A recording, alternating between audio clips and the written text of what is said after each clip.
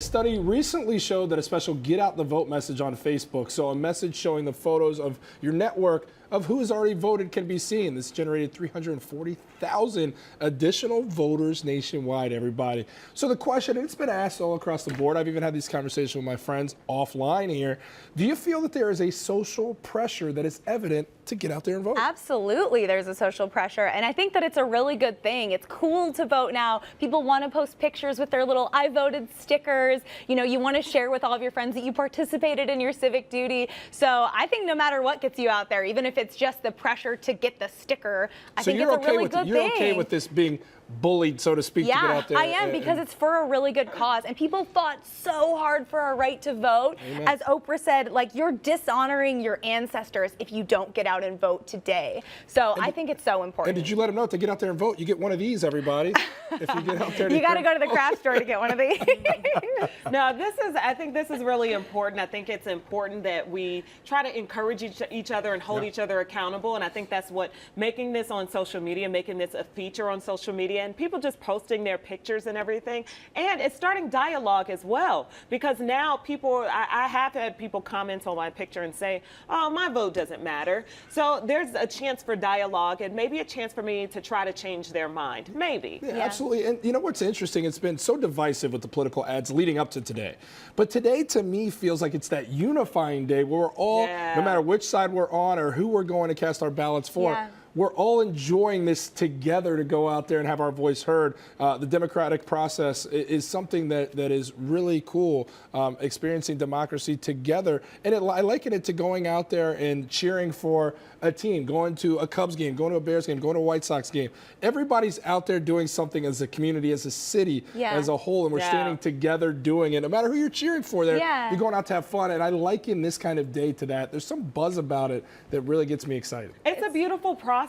And you think about other places in the world that don't have this process. And you also think about how far we fought here in this country. I mean, it hasn't even been 100 years that women have been voting. Isn't that so crazy? 100 years that black people have been voting. So it's just so important to definitely take part in that. It is. I like that last weekend when I met up with friends for breakfast, they were like, have you voted yet? Have you voted yet? And it really makes you think. And it was cool. It wasn't like, you need to vote. It was just like, hey, have you done the thing that we're all supposed to do? And it made me think, when am I going to do that? When are you guys going to do that? It's going on in the walls here. Everybody, when we walked in, have you voted yet? No, relax. I promise. I'm going to do it today. Like, you actually feel that pressure. And I do think it's a welcome pressure. The UK government announced a nationwide strategy for combating loneliness. They're also tackling health problems related to living longer through what they're calling a social prescription, everybody. So this is where doctors tell patients to use social activity, which is going to help them prevent loneliness. Do you like this approach? Cool? I love this approach. It's all about treating the entire body. So it's like body, mind, everything. We know loneliness kills people, and having people around makes you live longer. So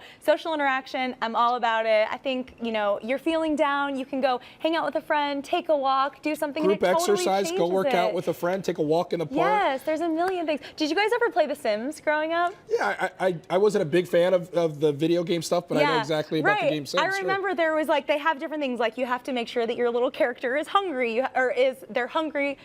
You have to make sure that they're full, that they've eaten enough that day. You have to make sure they have enough energy. And I remember one of the things was social. And so you'd have to go and fill up that character's social interaction. I'm getting a little nerdy on you guys right now. But you're saying that's necessary in life. It's a part of life. As a human. Yes. I think it's good because I feel like this is more of a holistic kind of approach to our health and to our mental health. So obviously encouraging you to get out there, to connect with other human beings. I would say they're talking about loneliness, but we can talk about depression. We can talk about stress and anxiety.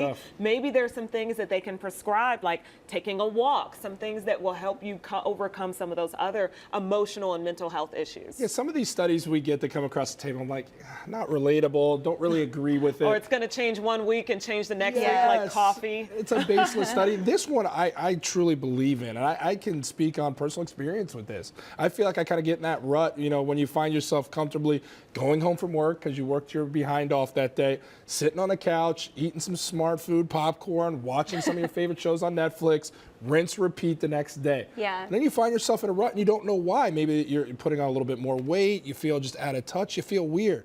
I try to get in a routine of getting out there, taking my dog for a walk with my fiance or a friend, Yeah. getting out and working out, doing group exercise stuff in classes. Yes. Just trying to do things to try to push me to combat that loneliness and not just sit there and be by myself and go through, although that feels great sometimes, Yeah. to get that relaxation. It's hard. To be I more mean, Balance. especially when you're feeling Balance, yes. down, you do tend to want to just be by yourself because you're like, oh, I don't feel like talking to anyone. But when you actually, when I've forced myself to go out and talk to people and spend time with other people, you come back home and you're like, oh, that was nice to connect. Those So, natural endorphins, it's they're good great. for you guys. They can go a long way. Dopamine. That's right. Or go out there and vote and talk to people while you're standing in line today.